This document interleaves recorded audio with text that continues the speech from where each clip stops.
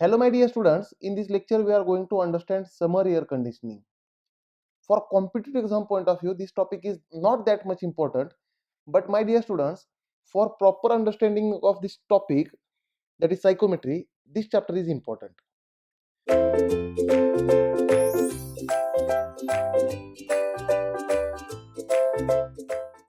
Now, in case of summer air conditioning, the summer air conditioning is done by different processes, such as first of all there will be a sensible cooling. First of all, there will be a sensible cooling, and this sensible cooling is followed by dehumidification. Then there will be a dehumidification, right? And after that there will be a third process, which is sensible heating, and all these three processes we have already discussed in psychometric processes, right, in previous lectures. Now here sensible cooling means dry bulb temperature decreases at constant specific humidity. Humidification means the water molecules are removed from the air, that means the specific humidity decreases. And in case of sensible heating, the dry bulb temperature increases at constant specific humidity, right? Now let us understand these processes on psychometric chart, right? We will understand these processes on psychometric chart. So here the heading is summer air conditioning, right? Now here if I draw psychometric chart for this case, now let us say your initial condition is at location 1.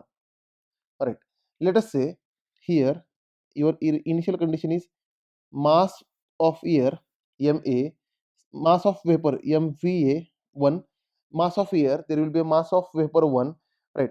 Then there will be a specific humidity 1, then there will be a enthalpy 1, relative humidity 1, and temperature T1. This is your initial condition. Therefore, from initial condition we can say this specific humidity omega 1 is equal to mass of vapor 1 divided by mass of air, right? Now here this moist air is flown over a cooling coil. There will be a cooling coil here, there will be a cooling coil, right? Now this cooling coil will be having some temperature of coil, right? And this moist air is flowing over this cooling coil. Now there will be a sensible cooling first from 1, there will be a sensible cooling, and when air becomes saturated, that is this line is relative humidity is equal to 100% line, and on x-axis there will be a temperature, that is dry bulb temperature, let us say. On y-axis there will be a specific humidity, that already we have discussed in previous lectures. Many times we have discussed this, you must know this all things, right? On y-axis there will be a specific humidity omega, on x-axis there will be a dry bulb temperature, and this curved line is relative humidity is equal to 100% line, that is saturated line. Now from to 1 to this relative humidity is equal to 100% line, it will be cooling, that is sensible cooling. Then there will be a dehumidification, right? And in saturated condition there will be dehumidification, and it will go to the point 2. Dehumidification means removing water molecules from the air, that is condensation. There is a condensation, we can say there is a condensation, and temperature at 2 is called dew point temperature. Dew point temperature, and it is apparatus dew point temperature or coil temperature. This is apparatus dew point temperature, or this is coil temperature, right? Now here, therefore whenever this moist air is flowing over this cooling coil, then temperature will be decreasing, and as air becomes saturated, then there will be a phase change, right?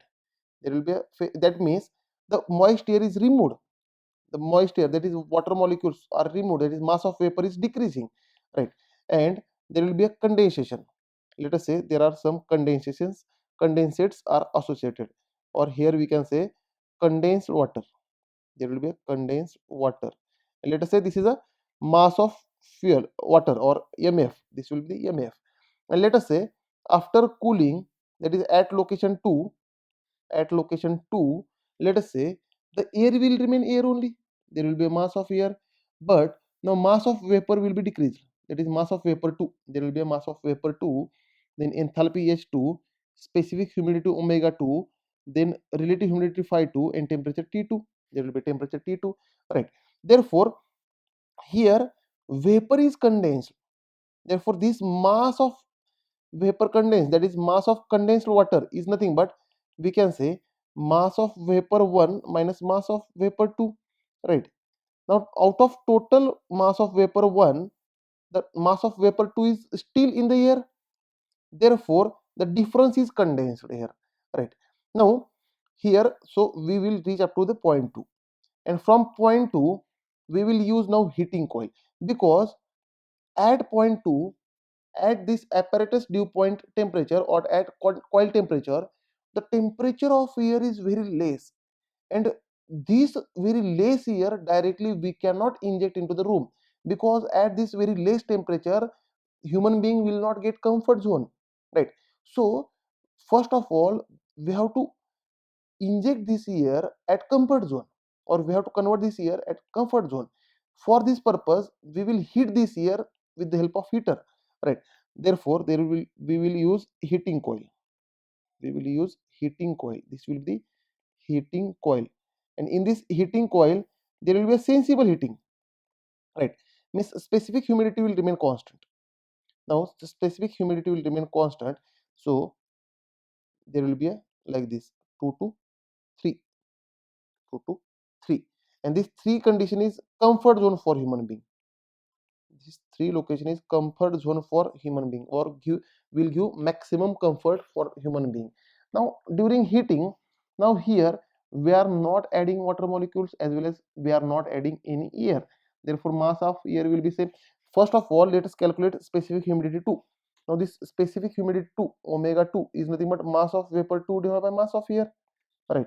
Therefore from these two equations we can write mass of vapor 1 is equal to mass of air into omega 1, and mass of vapor 2 is equal to mass of air into omega 2.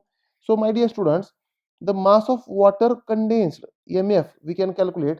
Mass of water condensed, mf, is nothing but mass of vapor 1 minus mass of vapor 2, which is nothing but we can say mass of air omega 1 minus mass of air omega 2, which is nothing but mass of vapor condensed is equal to mass of air into specific humidity 1 minus specific humidity 2. This is how we can calculate the mass of water condensed. This is the mass of water condensed.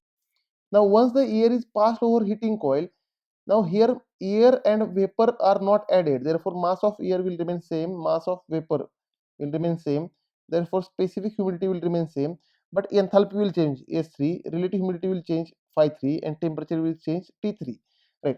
This is how we can reach up to point 3. Now let us apply steady flow energy equation for cooling coil and heating coil. Now first of all let us apply for cooling coil, because there is a first process is cooling. For cooling coil, that is to reach from 1 to 2, to reach from 1 to 2 let us apply steady flow energy equation, right? Steady flow energy equation, steady flow energy equation is nothing but a first law for open system. Now here at condition 1 there will be a enthalpy that there will be a enthalpy heat, that is mass of air into H1, mass flow rate of air into H1.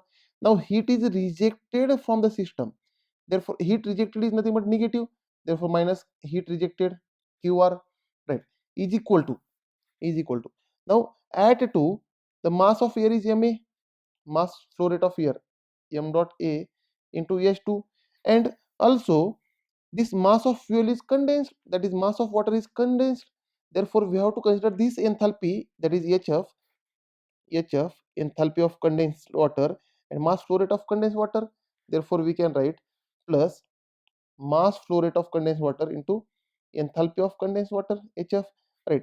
Now my dear students, m dot a is nothing but mass flow rate, that is kg per second. It is a mass flow rate, that is kg per second, so that answer will be in kilowatt. And these basic calculations you might have learned in basic thermodynamics, that is first law of thermodynamics. Here I am not wasting too much time on doing this unit balance, right? This steady flow energy equation is very much important in basic thermodynamics subject, right? And already this subject is in detail explained, so here I am not wasting time on unit balance. So whenever I use mass flow rate, that is kg per second, the unit will be kilowatt. Whenever I am using mass in kg, then unit will be in kilojoule, right? Now these basic calculation you must know. Now therefore from this I can write heat rejected, if I take on left side, then it will become mass flow rate of air into H1 minus H2 minus mass flow rate of fuel into HF, or condensed water, mass flow rate of condensed water into HF. It is called heat rejected from the system. It is called heat rejected with the help of cooling coil, right? Now let us understand for heating coil. Second, understand for heating coil. Now for heating coil, that is from 2 to 3, it is a sensible heating. Therefore add to enthalpy is mass flow rate of air S2. Now heat is supplied now. Therefore heat supplied is positive. And this dot represents for kilowatt unit heat supplied rate, right, is equal to, now after heat supplying you are getting mass flow rate of air into S3, right. This is heat. From this we can calculate heat supplied is equal to mass flow rate of air into S3 minus S2. This is how we can calculate heat supplied and heat rejected from the system, right. This is a heat supplied so that we can reach up to point 2 for getting comfort zone. Now let us understand these calculations for heating and humidification. Heating and humidification. Now my dear students, this process already we have learned in psychometric processes, various processes on psychometric chart in this topic. You can watch my this lecture. Now heating and humidification, if I draw psychometric chart, on psychometric chart, on x-axis there is a temperature, that is dry bulb temperature. On y-axis there is a specific humidity, and this curved line is relative humidity is equal to 100% line, that is saturated line. And heating means dry bulb temperature increases. Humidification means adding water molecules, that is specific humidity increases, right. Therefore the example already we have learned in previous lecture. Whenever hot water is mixed with cold air, then it is called heating and humidification, right. That means temperature of water is more than dry bulb temperature of air, dry bulb temperature of air, and this water and air are mixing. This is called heating and humidification. So here we have to increase dry bulb temperature as well as specific humidity. Therefore from 1 to 2 the process will be like this. From 1 to 2 the process will be like this, heating and humidification. Now in this case, initially for this dry air at location 1, the energy or heat in the system is nothing but mass flow rate of air into H1. Now water is added,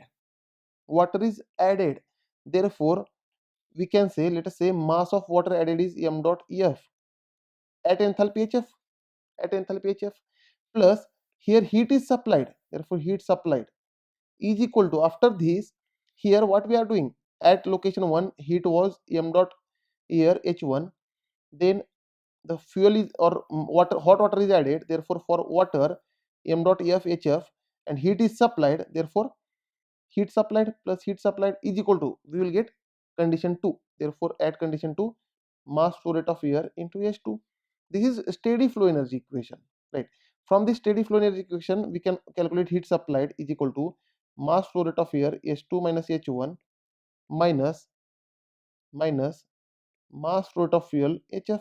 This is how we can calculate heat supplied in case of this heating and humidification. And already we have learned this mass flow rate of fuel is nothing but mass flow rate of air into omega 1 minus omega 2. But in this case it is heating, therefore we have to write omega 2 minus omega 1, because omega 2 is more than omega 1. Therefore in this case we have to write omega 2 minus omega 1. This is how we can write mass of water added in the process. Thank you dear students. In next lecture we will start numericals on psychometric topic.